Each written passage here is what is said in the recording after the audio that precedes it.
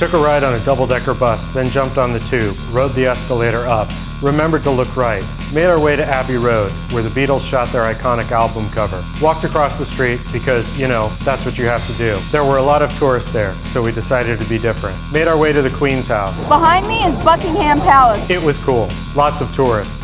Kind of gaudy. We saw the guard change. The change in the guard just happened.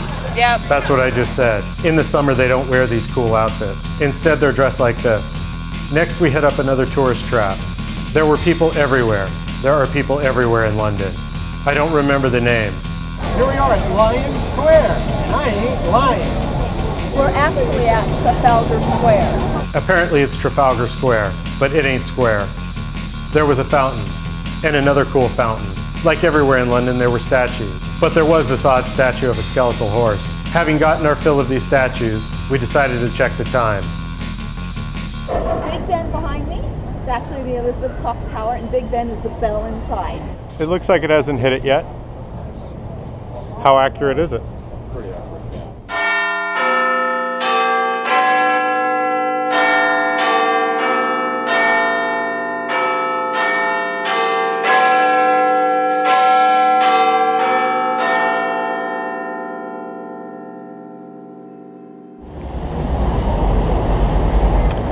$3 lunch at the Abbey. Isn't that the Abbey? That's Big Ben. Oh yeah, that's Westminster. Let's get $3 lunch at the Abbey in Pesto.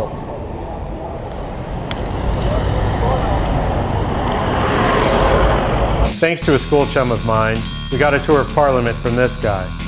It was the anniversary of Magna Carta. The building was nice. It was very ornate.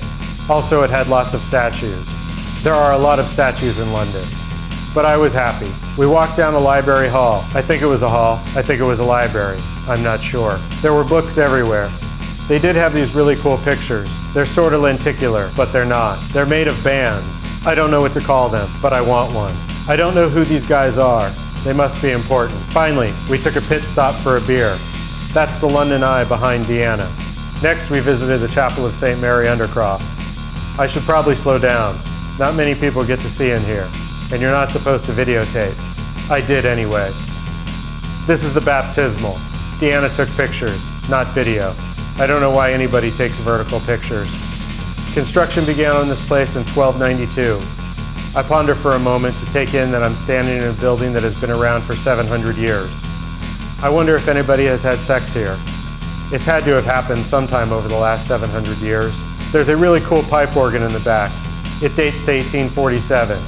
It has 696 pipes. The largest is wood, and sounds a bass note of 32 vibrations a second, 3 octaves below middle C.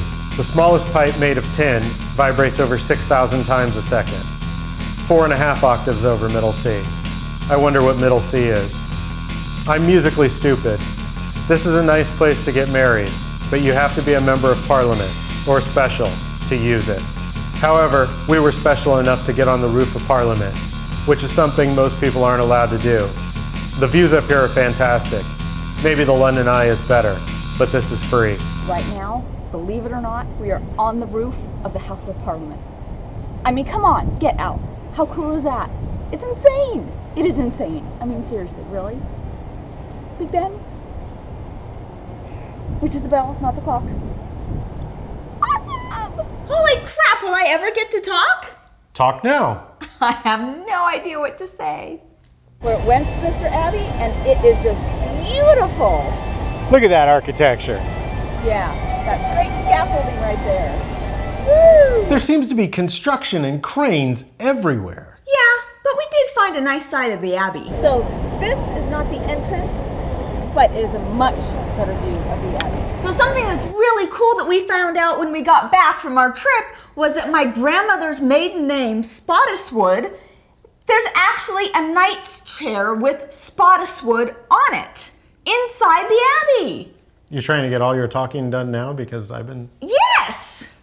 We're in the Marble Arch Park, and that is a very sinister looking creature. It looks like a mummy. A mummy? It's got 8 nipples. Oh, goodness. Check it out. It's a giant horse's head. Looks like Sarah Jessica Parker. This is the Marble Arch, and it was once the gateway to London. Finally, we took a ride out of England to go explore another part of England. Did you say we took a ride out of England to explore another part of England? Okay. It doesn't matter, that's the keeper. Here we are in Stratford upon Avon. Yep, we are. Shakespeare's birthplace. Whitely Rooms, yes, very wealthy family. And what's that? In the loft is where the apprentices slept. So it's the original floor. I'm walking where William Shakespeare might have walked. You're walking in his shoes. Yes.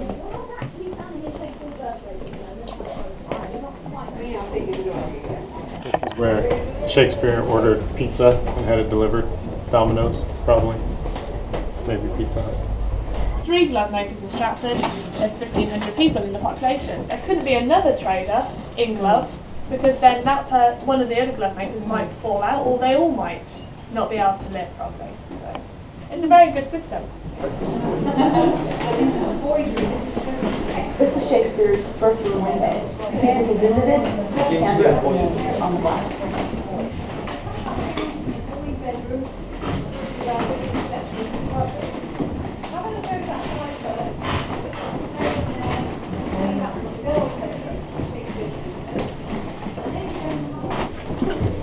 Are the dowels to keep them from falling out? They are, yes.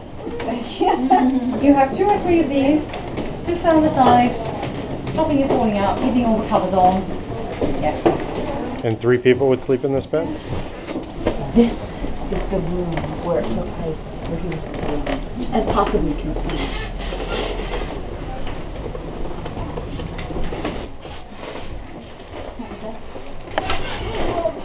Shakespeare. In the town. Shakespeare. The house. We're on our way to Starbucks. Get an authentic Frappuccino. It's a very quaint, cute little town. I really like it. Here we are at the world famous Starbucks at Stratford upon Avon. Let's go in and get a The one coffee. William Shakespeare actually used to write at. Yeah. I'm pretty sure he penned a lot of his stuff here. A lot of scripts here. Yeah. His latest movie. They have like pastries on a whole different level here. Look at those cake pops. Seriously, Mallows. right? Authentic Starbucks Frappuccino. Real European Frappuccino. Possibly what Shakespeare actually drank when he wrote. Coke Light. That's a real sugar. I got the mango passion fruit smoothie, the yogurt blend. Delicious. Check it out! She's gonna come out like Supergirl.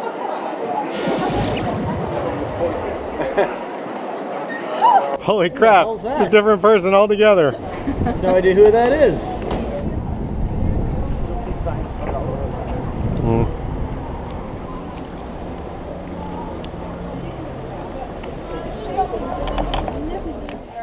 This is the entrance hall. The stone fireplace was expensive to buy and transport in the 1600s. Both features indicate the hall's wealthy status. The doorway was added in the 1800s. The entrance to John and Susanna's house, which we happen to be at, Susanna would be William Shakespeare's daughter, was originally in the parlor. I don't think this is. I think they're waiting for us. Had an expensive oak tester bed and stool block with hinged lid. Try to take a step.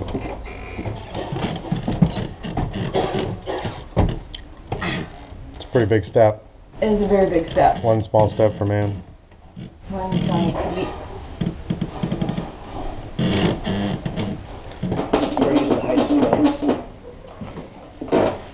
Should fix that. People were shorter back then.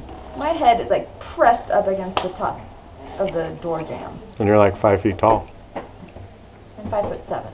5 foot. 7. 5. 7. Shakespeare Cemetery. Gonna go visit his grave. See if he's alive. Here we go along the spooky walk.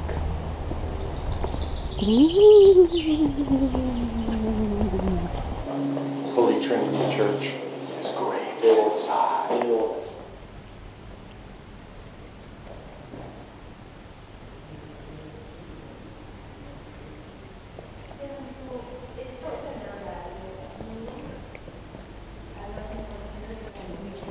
It's a big organ.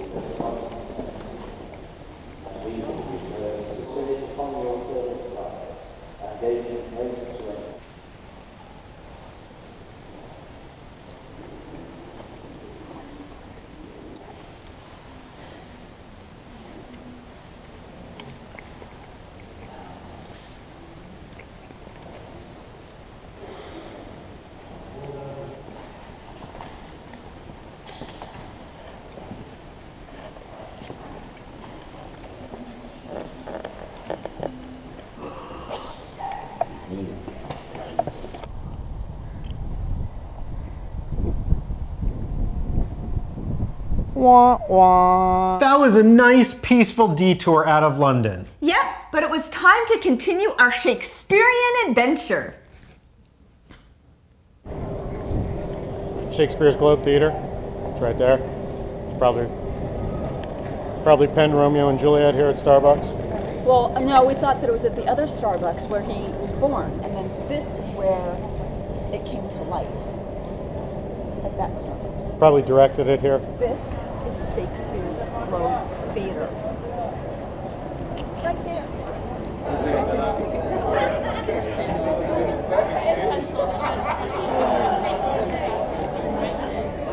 After the Globe, we started our journey to the Tower of London. First, we had to cross the Tower Bridge. On the way, we saw cranes. London's skyline is littered with cranes. 2 cranes, 3 cranes, cranes galore. We made our way down a once shady street.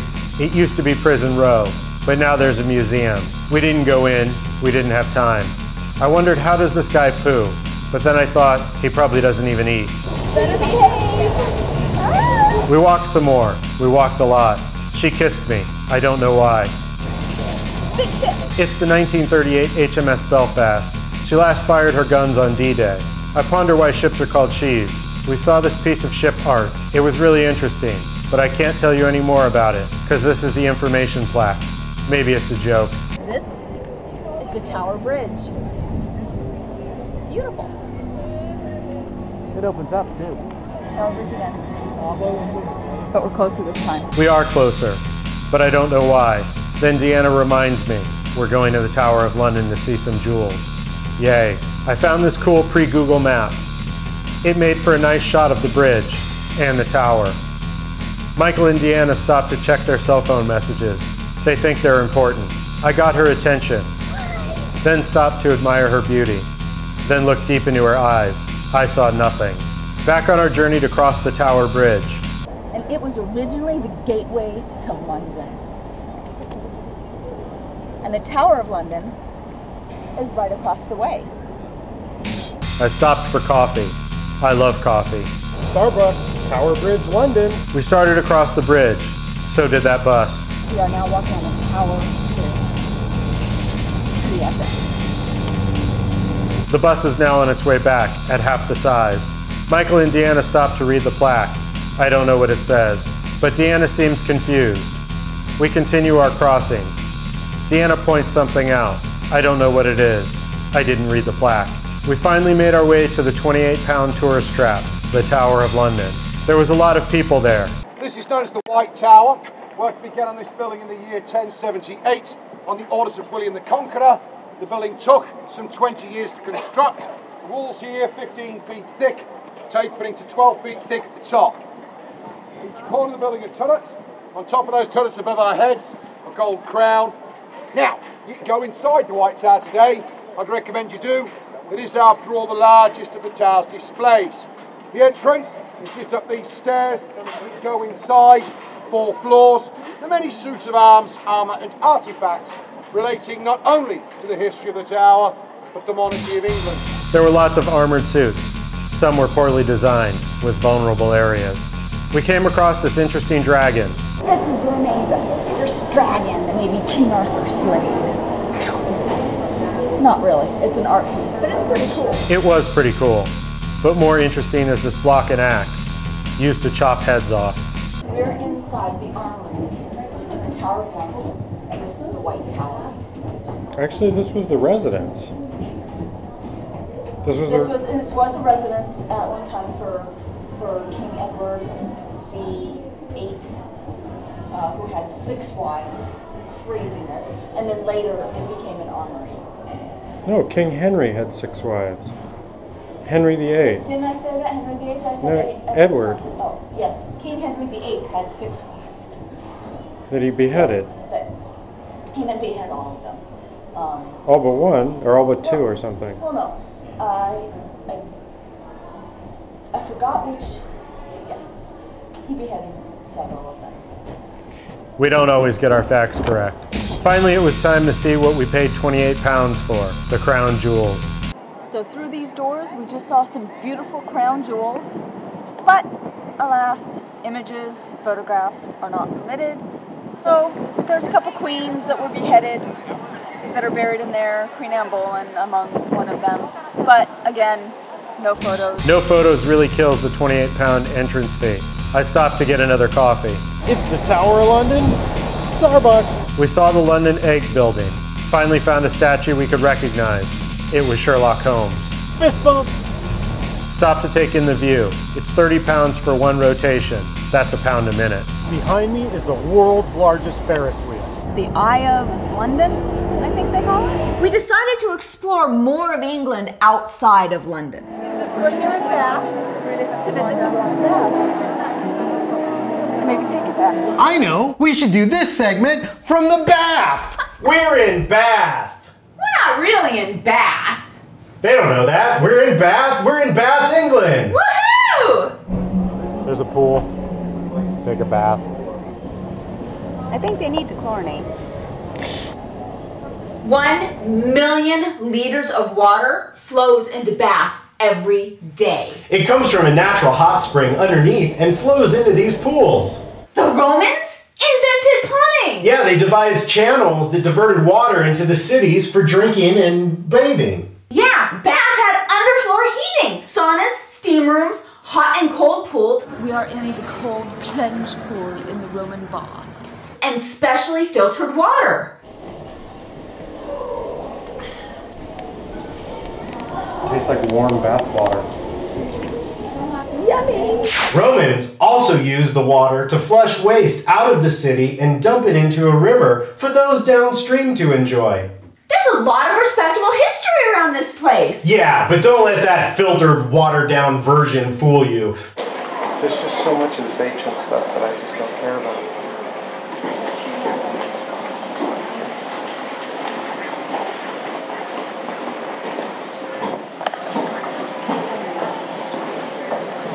Look, more rocks. I don't care about them. See this guy right here? I don't care about him. There was a lot of salacious activity here. Sure, people came and they exercised and swam, but they ate and they drank, and the main activity was sex. Ooh la la. Intercourse was commonplace with women, young boys, prostitutes, and slaves. Sometimes it was done in the water where you couldn't see anything, but most of the time, sex was actually done in the open on the deck where everyone could see. Beauty treatments were also very popular. Yeah, they had expert pluckers whose job it was to groom your genitals and your armpits.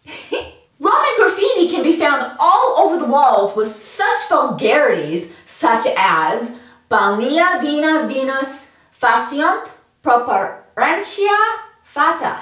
Sums it up. That means bath and wine makes fate come faster. Wonder what they meant by come. Yo no sé. That's Spanish. I know.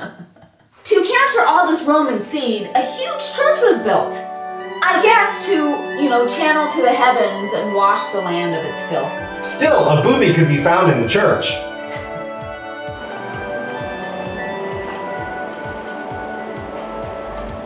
Here we are at Bath Abbey.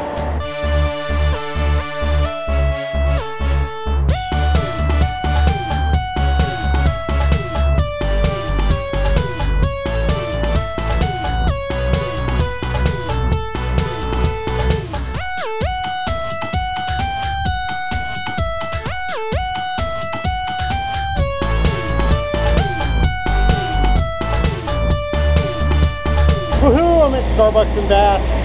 Wow. What's going on?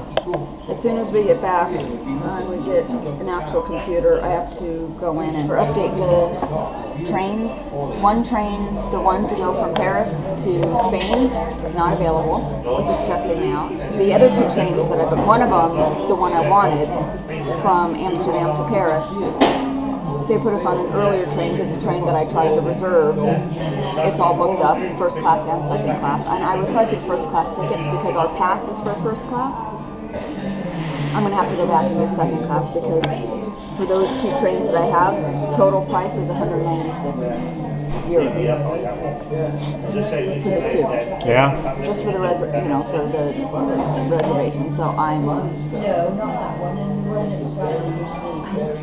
It's probably cheaper to catch a flight. So, but we've already paid a ton of money for this, train pass. I'm starting to think that train is not the way to see Europe, that it is too expensive, and you just rent a car and go, because it's going to take about the same. Anyway, I'm really stressed out. Well, that was a refreshing bath. Yeah, but not so much the trains. No, the trains weren't. It's the trains, the whole thing about like England and trains or Europe and trains, it's not that romanticized version that they want you to believe it is. Yeah. It's a total pain. Right. I mean, it is, doing the fast trains, you do get from one place to another pretty quickly. Yeah. Which is nice. But it's the Eurail pass that was a pain. It was supposed to save you money. Right. There's just a lot of added expense that you don't expect when you pay hundreds of dollars for this Eurail pass, It was like $500 each. Yes, and then on top of that, you still have to pay most of the trains that you want to take, that you want to get from one place to the other quickly. You need a reservation. And you have to pay more for some of those trains. You have to pay an additional fee on top of your rail pass. And that $500 we could have just used to get like little puddle jumper planes from one location to another. Probably. At like $100 a piece. I should have looked into just doing quick flights from one place to the other because it probably would have been quicker and it could have been much more cost efficient. Yeah, I don't know that the Eurail pass saved time. But speaking of time, we went to Greenwich. Is it Greenwich or Greenwich? I don't know. It's where time begins. We went to the beginning of time. Yes. This is the Greenwich 24-hour clock. Or is it Greenwich? Greenwich.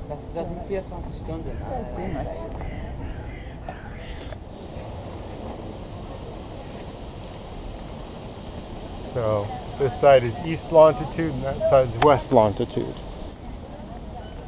Half my body's on the east, the other half's on the west. Crazy. East, west, east, west. Now I'm on the line. This is the time ball. It was the first visual time signal. It was installed in 1833. Thames River ships used it to set the time. It drops daily. It takes 5 minutes. This was sped up. This is the oldest object I will ever touch. It is about 4.5 billion years old. And it's part of the meteorite. Check it out. The world's largest ship in a bottle. Coolness. We are at the Cutty Sark. Is that what it's called? The Cutty Sark. It's a big old ship. It's huge. It's also Scotch. It is also Scotch. Or is it whiskey? No, it's whiskey. It's whiskey. It's whiskey. Greenwich Starbucks. I grabbed a coffee. We came across a sign. Pumped Pelican Crossing. I wonder, is this for post-coitus birds? We jumped on a boat to cross the Thames River. Got another view of the Tower Bridge. It looks nice from this angle. Once back, we stopped for some authentic European McDonald's. Deanna ate first. She thought it tasted the same. Not true. The bun was drier. Next, we visited King's Cross Station, where we took a series of dorky photos, wishing we could take the express to Hogwarts. Deanna hogged the line and went 3 times. People were pissed. Not really. Next, we visited the Bristol Zoo, where we saw monkeys, crawling bats, birds, armadillos, and this penguin that wanted to go home with us. Michael decided to test his skills for the up-and-coming Run with the Bulls. Yeah.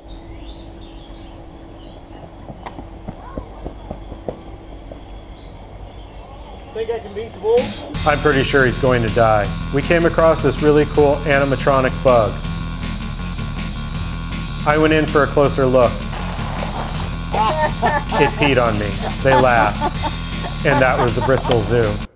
Next, we went to Stonehenge for Oh, the yeah. summer solstice. That was unbelievably awesome. Epic, an epic cap to this vacation. Oh, totally epic. Yes. Plan your trip to go to the summer solstice. You don't just see the stones of Stonehenge from a distance. You actually are part of the festival, and you get to walk amongst the stones, and you can touch the stones, and it's really... Yeah, they're going to watch that.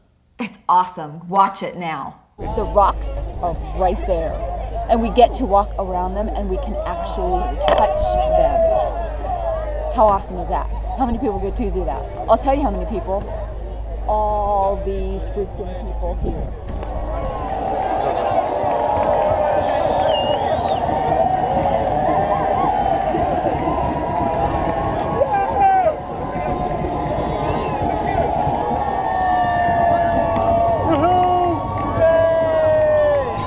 She kissed the rocks. He licked the rocks. And I put my penis on the rocks.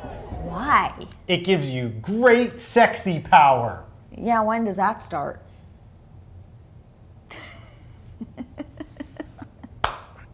I swear. I swear.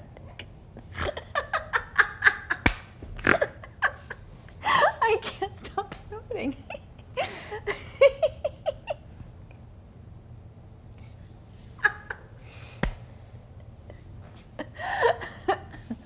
Okay.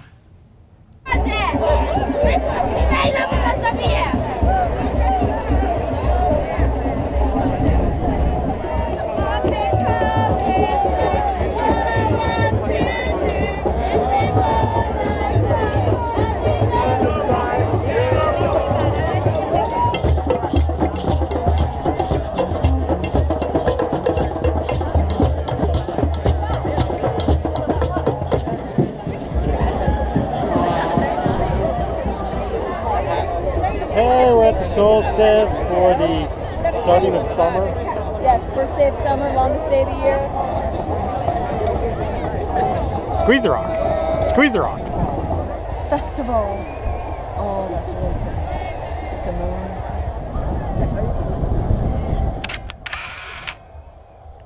I can see the moon rising over the rock. No, tell the audience. You can see.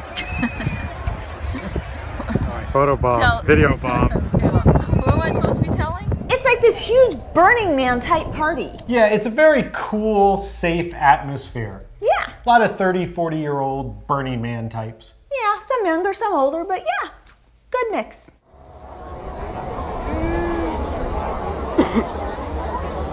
It looked like it was going to be a really epic sunrise. Yeah, but then the clouds rolled in and it ruined it. Yeah, I wonder if your penis touching jinxed it. No.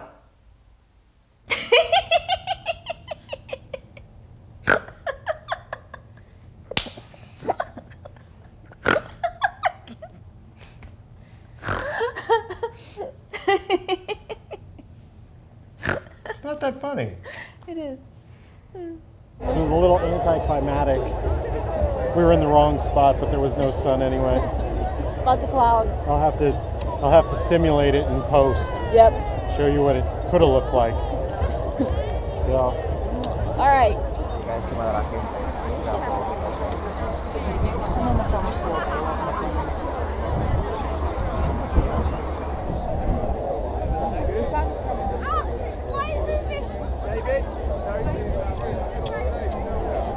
We got there at about 7 p.m. and traffic in was super easy. Yeah, first in, last out though, because the traffic out of that place was a nightmare.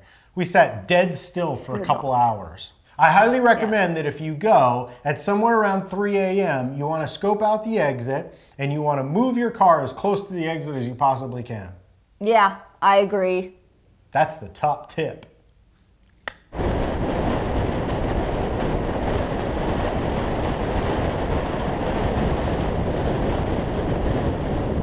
We hope you enjoyed that. Thanks for... You say thanks for watching, and I say we hope you enjoyed that. Oh. Well, thanks for watching. Yeah, we hope you enjoyed that. Yeah, if you made it this far, you should probably subscribe, which might be here or there or I don't know. YouTube changes things, so I'm not sure where the... You should subscribe. Subscribe and like the video, and don't forget to share it. Share it, share it. And watch one of these other videos, probably Wales. Go maybe see Wales. Wales. We spent a week in Wales. There's a lot of castles, so that's somewhere around here. Yeah. So yeah, like, share, subscribe. You have a lot to do, but you know, this was free, so